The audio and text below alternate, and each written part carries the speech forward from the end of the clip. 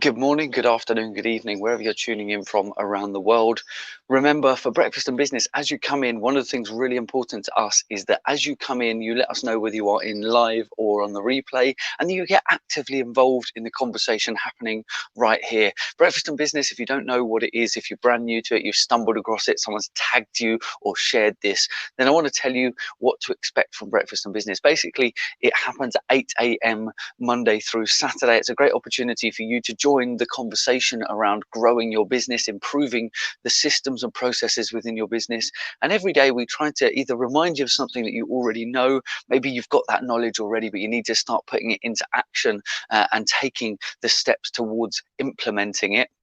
Or maybe it's a brand new idea that you've never heard before, and we want to get your grey matter tickled. We want to get your brain charging up in the morning and challenge you to do things in a new way, in a better way, and to open your ideas up to outside influence so that you can change for the better, grow your business and make all those improvements that forge your business forward. So it happens 8 a.m. Monday through Saturday UK time. So we're currently British summer time. You can obviously work those times out around the world for yourselves. But as you come in, make sure you tell us if you're live or on the replay, also where you are. Now, this is a completely free advice. We do this 6 days a week, and we want to help as many people as possible. My own personal motto is that I selfishly want to help everyone. And with that in mind, help me to help other people. As you are here for Breakfast and Business, a couple of things we want you to do. One of them is, if you understand, if you're following along, if you appreciate and it makes sense to you what I'm talking about, then there's two ways to react. One is a set of red, yellow or orange emojis down in the comments here on Facebook or on YouTube. And the other one is to hit that like button. So on Facebook, it can be the reactions. Over on YouTube, it'd just be the like button. But I want you to get involved. I want you to show me proactively that this makes sense to you. So react so that I can see it. Now, it doesn't matter if you're live or on the replay. I still come back, I respond to comments, and I like to be part of that conversation. So there's loads of great people coming along and having a conversation. So a really good example here, drop a load of red, yellow and orange emojis down here as well. So that'll show you that you're following along and that it makes sense to you. Now, this week has been all about teaching you things about money. Ultimately, money is the lifeblood of a business. If you're scared to talk about money, if you're worried about pricing things, if you're not sure about payments and finance and all those good things, this week has been for you. So we've already covered a number of topics. We're obviously coming towards the latter part of the week, so we've already covered a number of topics this week. And I'm going to quickly recap for you in case you missed any of the previous broadcasts. You can find them all through the Facebook event page, which should be tagged next to this video, or just put in the hashtag breakfast and business and find all of those videos as we go forward. So this week we've already covered, I'm going to run through quickly at the beginning of the week. So Monday we did, it's never about resources, it's all about resourcefulness. The idea that you don't have enough money or you don't have the resources to do something, change your mindset, and you can understand that when you get resourceful, you can find new ways to generate an income or cash flow in order to be able to do things. So it is not about making excuses, it's about finding a new way to do things. Tuesday we talked all about pre-selling, beta testing and crowdfunding, a way to bring money in before you've got the money to do it. So exactly putting that excuse away and finding a new way to create that cash flow and generate money into the business. Yesterday, all about setting payment terms.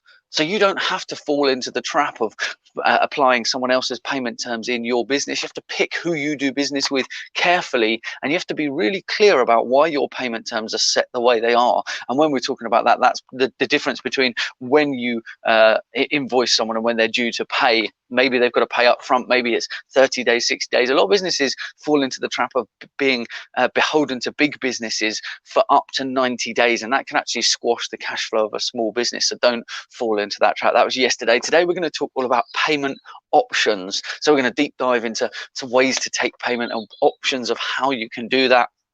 Tomorrow, we're going to cover affiliates and upsells, so how to turn your existing customers into potential advocates for your business, bringing in business, doing the marketing for you, and you only pay when you get results. The upsell, obviously, trying to get people who are inside your ecosystem to move to the next level and to start taking on additional services. And then Saturday, my absolute favorite. For those who don't know, I'm an Amazon best-selling sales author in the field of social selling, which is the art of selling without selling. So Saturday Saturday is all about the art of selling without selling. So it's social selling on Saturday. Really, really excited for that. So the whole of this week is all about money. Remember, don't fall into the trap of thinking that money is evil. A lot of people, unfortunately, have a really bad relationship with money. Money ultimately is only a tool in your business. So it is a tool that will allow you to help more people and to do more things. There are unfortunately some people who do put money on a pedestal and they're only going for money for the sake of money, but realizing that money is a tool that actually facilitates your lifestyle, facilitates expanding your business, facilitates taking on new team members and offering new opportunities, developing new products, helping people in new ways, helping more people, maybe people who can't necessarily financially afford your services. Maybe you can extend that out. I know there's lots of businesses that do something with a paid customer, and every time they do, they help someone else. It's buy one, give one principle of one of the global goals, where you actually, every time you're selling a service, you're also providing a service to someone else. I know that Monthly Tea Club, every time someone buys a t-shirt subscription with Monthly Tea Club, they also give a t-shirt to somebody in need for every subscription. So that's another amazing example of how to do that when you're trying to set how you do business. Now, yesterday we talked about payment terms, making sure that people are doing business with you on your terms, and you're really clear about how your terms are set and why they're set, and that you're communicating those effectively and efficiently to your customers. Now, today is all about payment options. So you've decided your payment terms, you've set all of that up, you've explained to your customers why it's the way it is, but now you absolutely need to understand how to take payments. Sounds absolutely crazy. If you're running a business and you don't know how to take payments, there's going to be an issue. But there's such a wide variety of ways that you can take payment in your business that you might not have considered some of the options available to you. Yes, for sure, of course, the old traditional method of invoicing and having people pay by back, so direct bank transfer into your bank, and even with international payments using IBAN numbers so that you can do direct transfer from one currency to another into different banks. Now, that's one form of taking payment. Obviously, when you're doing international payments, obviously there's fees, but backs is one of the ways that you can take a payment that doesn't have a direct associated cost with it. So when someone transfers £1,000, you receive £1,000 in the business. So it's actually one of the most effective and efficient ways to do it. It's the same as why a lot of companies set up things like direct debits, so that they can have the payment directly paid against the amount of the invoice. So basically the bill gets generated and the direct debit is taken for that amount. So it's pre-authorized to take that money and give it to you. Now, companies like Go Cardless do this. So they allow you to set up direct debit payment from your customer to you, which is one of the ways they've managed to keep their margins lower than lots of other card payment providers. So obviously we're used to getting the old plastic out now, and especially during a time of a global pandemic, the tap to pay and contactless. So that kind of using your cards, using plastic to pay for things, whether it's debit cards or credit cards, that obviously has a whole realm of options as well. So when we're looking at your payment options, whether it's an actual EPOS, so an electronic point of sale, where you're actually taking payments, the card readers that you would use, maybe you've been to a trade show, maybe you've been to an event where you're going to tap to pay and they've got it, or in a restaurant where they bring you the terminal that you can tap against or put your card in and make payment. There's so many options for how you can take payment. I want you to consider all of the available options. Now, this even comes down to the platforms that you can use. Some platforms allow you to take payment directly in platform. I'll give you a really good example of this, and the fact that one of the developers has actually got in trouble recently with Apple, in the fact that they have been trying to take payment through their application, not using the payment method that is a requirement of the terms and conditions. So Fortnite, the developers of Fortnite, have actually had a threat to have their game removed from the stores because they're not complying with the payment terms of the company. So Apple has a thing where all apps and all in-app purchases have to go through the store that Apple runs through, run through iTunes, and therefore that gives them the facility to charge, I think it's about a third of the money back to themselves, because they provide the service, because they provide the platform, the audience. That's their terms, that's payment terms and your agreement. Now, the developers of Fortnite decided to actually try to send people off to their own website to handle payment there, which is actually directly a breach of how they do business. So it's really important that when you're taking on payment providers and when you're looking at payment options, that you're looking at all of the detail of how it works. So right now, I'd love it if you're in live or on the replay, let me know down in the comments, how do you currently take payment? Is it online payments and e-commerce solutions? Are you taking physical in-person payments if you have a physical premises, or that you run events, or maybe you're at trade shows and things like that? Let me know how you currently take payment so that I can then address this much better to the people who are watching.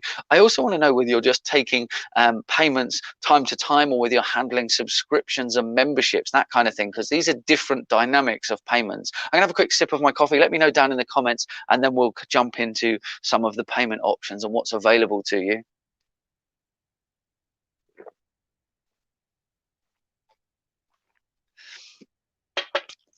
So let's quickly have a look through, see who's in on the broadcast. Sally Ann coming in from Leicester. Great to have you in. Mum's coming in from the sunny Isle of Wight.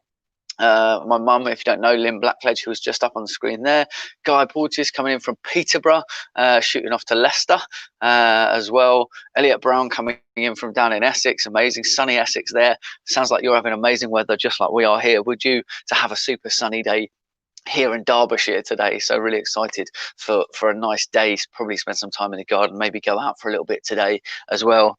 Now, looking at the payment side of things, payment options, I'm going to run you through this in ways that you can change the dynamic of how your business works. Maybe you were a physical location business pre-pandemic, pre-coronavirus, and you've been forced, your hand has been forced into trying to handle payments in a different way, because you don't want the physical contact, you don't want to be coming to face with people, even with collecting things like takeaways and things like that, where people are going and collecting things. Maybe you don't even want to handle the payments at those points, so you've been forced into an e-commerce world that you maybe aren't familiar with. Maybe you've dabbled a little bit.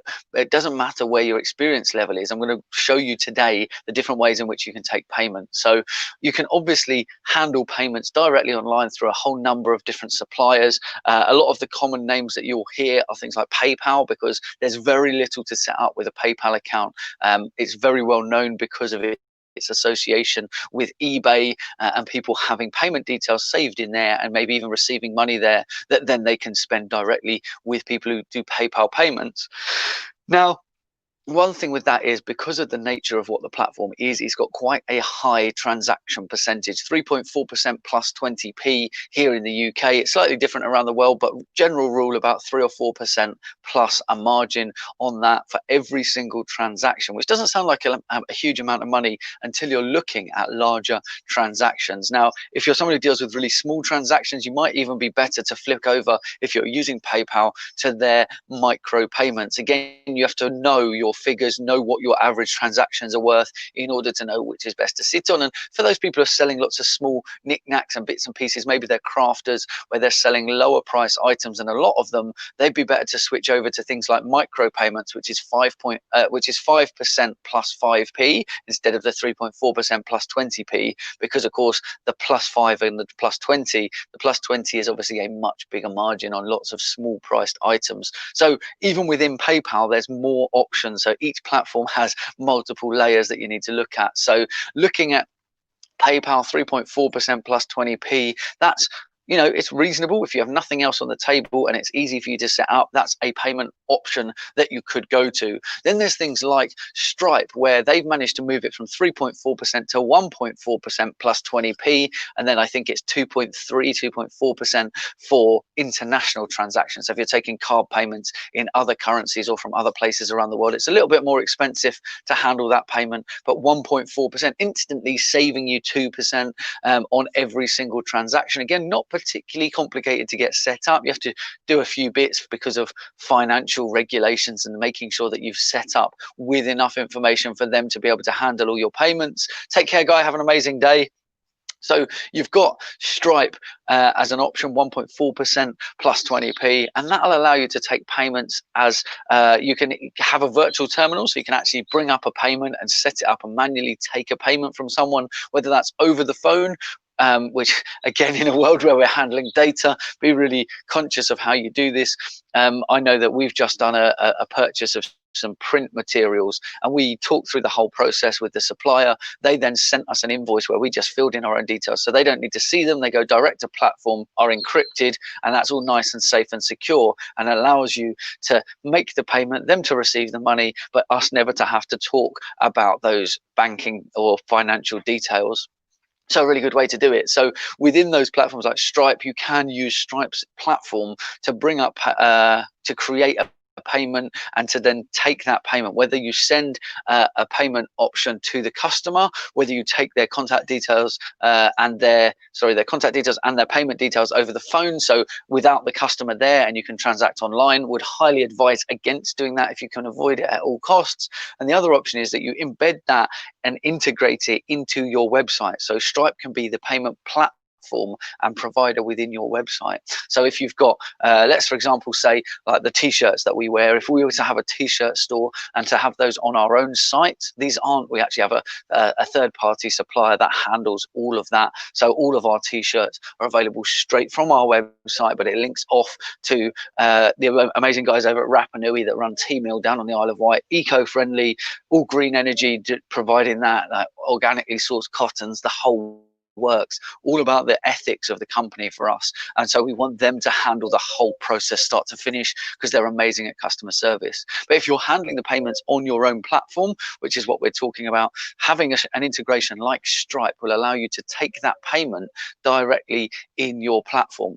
And at this point, when someone's, maybe you've got an e-commerce store, maybe you're putting stuff in the cart and they're ready to transact, at that point, they can then have one of two options, depending on how you set it up. You can either have it set up to transact on your website without them ever leaving, or you can have it that they leave and go across to Stripe. Now, for the customer experience, it's actually better they stay on your website. It's familiar. They know that they're on your site. They know they're transacting with you. For some people, it can cause a little bit of concern going off to another site. If they've never heard of Stripe before, for example, it might bring up questions.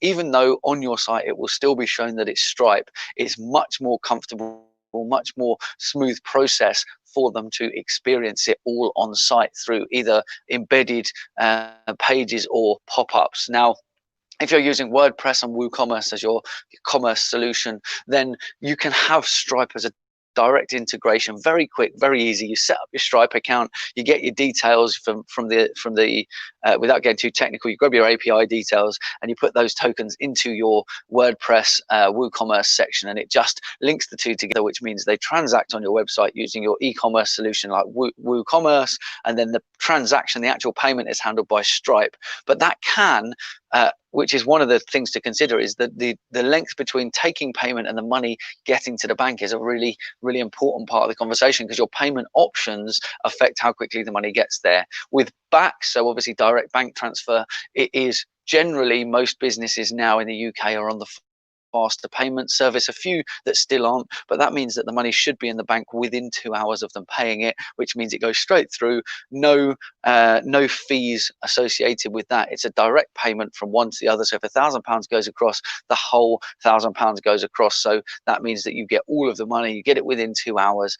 But the bit that isn't automated there is you have to manually handle sending the invoice, chasing to make sure it's paid, and then also obviously reconciling that invoice against the payments. Now, one way you can get around handling all of that is we actually have a banking provider that we use for our business that is called Coconut. So it's nomad9.com/try coconut. Sounds like a funny brand, but it's a great banking solution. So it's designed for businesses, and they've actually just launched a whole load of new features that actually allow you to go and do your invoicing from within the banking app. Massive shout out to Eddie. I saw Eddie came in just after I did all the little shout outs there. I'm going to quickly drop you a link down here. I'm going to drop that link for you in case you wanted to check it out. Again, it's nomad9.com/try coconut. I've just dropped that link down there in the comments for you. This is a banking solution that we use. So we use Coconut as our business bank. It allows us to create our invoices within the banking app. It's all run through our mobile, and it gives us the option to send an invoice. And when that invoice gets paid, it will automatically reconcile that for us to show that it is. Let's quickly find it for you. Don't know where it is on my screens. Give me 1 second. So in here on the screen, where are we? Let's go that way. So just up there in the top corner, that green, black and white circle that you can see, that is the Coconut branding and design. If you're looking for it, it's got a phone app, which means I can do my invoices on the go on my mobile from anywhere, send that invoice. Obviously it's direct bank transfer that they're taking payment on. They actually integrate their invoices with PayPal as well, in case you were using PayPal as a payment option or wanted to use it for the peace of mind for customers if they would rather use PayPal. But remember, as a business owner, you have to set your terms to suit you, as well as helping the customer on their journey. So we use Coconut. We've actually also just invested into Coconut as a solution because we believe in the product, because we've been using it for a while. We can send our invoices, it's automatically reconciled. It also helps with all the expenses and predicting what the tax is going to be like for your business based on all the details that you give them. So it's helping not just as a banking app, but it's actually they've actually just opened up their whole platform to people who don't bank with Coconut. Maybe you haven't got a current account with them, but you just want to use all the solution that helps you to organize what's happening with your tax and VAT return and stuff like that. It helps you to manage all of that, where before you used to have a bank and an accountant and then a piece of software and you had all of these. What they're trying to do is make that process much more seamless. So we're using Coconut. We've invested in Coconut, big believers in it. It is technically a software provider rather than a bank. The money that you put into those accounts is ring fenced inside a Barclays account, which all that ring fence means is that the money that sits in that account can't be lent out to high risk investments, where in a standard banking account you put your money in, and that money can be, the way they make the money with the money in the bank is that they lend it to other people, which quite often can be in high risk investments, which obviously provide bigger returns, but also that's for the business of the bank rather than for your benefit necessarily. So Coconut is a software provider that they are trying to change and innovate how banking is done. They're not just looking at their own current accounts, they're also attaching to other people's current accounts. So maybe you've already got a business account and you want to use some of the functionality. Coconut would allow you to do that by using open banking and associating your account that you've currently got with your Coconut account in order to reconcile payments and what amounts of money are for what. And one of the things I love about my Coconut account is that when I pay with my Coconut card, it is literally instant. None of that with a banking of the old days and the traditional banks where you make a payment and you wait for it to appear on your statement. Because they are a software provider, the minute I tap contactless, it buzzes on my phone and says, you spent £14.51 at Tesco's, suggested category groceries, and it shows you what the suggested things are that you might have spent money on. Obviously knows that Tesco's is a store. Now I might actually need to recategorize it because I might be buying stationery or business equipment, but its primary focus at Tesco's is obviously that it's a grocery store, a supermarket, and so it automatically categorizes based on what the shop is you spent money on. So it's starting to streamline the process of looking at what have you spent, what are acceptable expenses within your business. So it's helping you to make sure that you are trying to keep a track on all of that, and it can be just trimming time off the top for you. So we use them as a banking app. So going back to it, it's the back side of it is sending invoices. Now, I said before, we don't really send a massive amount of invoices anymore. We've got a few legacy customers that we still do by invoice because it's a good experience for them and it's what's familiar. And it also works for us because we've got that set up. We know that when we send an invoice, it gets paid quickly. There's no chasing. The downside to sending invoices and doing backs payments is that you have to send the invoice, you have to chase for it, you have to check if it's been paid. So there's a lot of manual parts of that process. But the payoff for that is that you don't pay fees because the money goes transferred direct to bank. Now, using an integrated solution like Stripe, for example, it would give you the option to have an online e-commerce solution, or even to handle payments and do it over the phone, or when you're talking to people on video calls, for example, you'd be able to actually do those transactions in the Stripe dashboard. So you can load up as if you're taking payment directly and then take those details and do payment on there, or you can integrate it to the website. So integrating it to your website will allow you to do some amazing stuff. So I know Ian Hollingsworth here, running a martial arts school, says that he handles monthly subscriptions through Go Cardless, annual memberships as well. So he's doing monthly and annual memberships using Go Cardless. Products go through PayPal or Stripe, very occasionally cash. So again, with this, you need to look at, what do I currently sell? What are my products and services? Solutions based, remember, make everything solutions based. What is the solutions based product and service within your ecosystem that you are selling? That's the first thing you need to look at. What are the amounts of money that you're likely to transact? Because each of these things will determine which payment solution is the best one for you. Are you taking payments in person or online or both? Because that will also impact it. Now, we've recently partnered with an amazing payment provider where when you're taking card payments, you get charged all sorts of different prices and rates and percentages depending on what kinds of cards people are paying with. But we actually have a provider where when we're working with them, they're looking at 0.89%. So just think about that. PayPal was at 3.4% plus 20p. Stripe was at 1.4% plus 20p. And then I think 2.3% plus whatever for the European or international cards. But we're talking about card payments direct to you using a merchant provider. So like the traditional style of banking where you do with card payment machines, or doing it through, you run it through your website as well, down to 0.89%. So we've literally trimmed off a good few percent on every single transaction, which over a year, over 10 years is going to rack up and save you and technically make your business money without selling any more than you're currently selling. Sometimes the money is made in the efficiency of the system you put in place. So looking at the payment options, you're going to go down the route of invoicing and backs, so direct payment to bank, which is obviously time consuming. You can set up payment providers like PayPal, like Stripe, like you can actually use RMS is the company that we use, and we can do a direct introduction for you if you want to find out more about how they could help you with your payments. It's UK provision right now. If you're international, please reach out to me and we can have a conversation.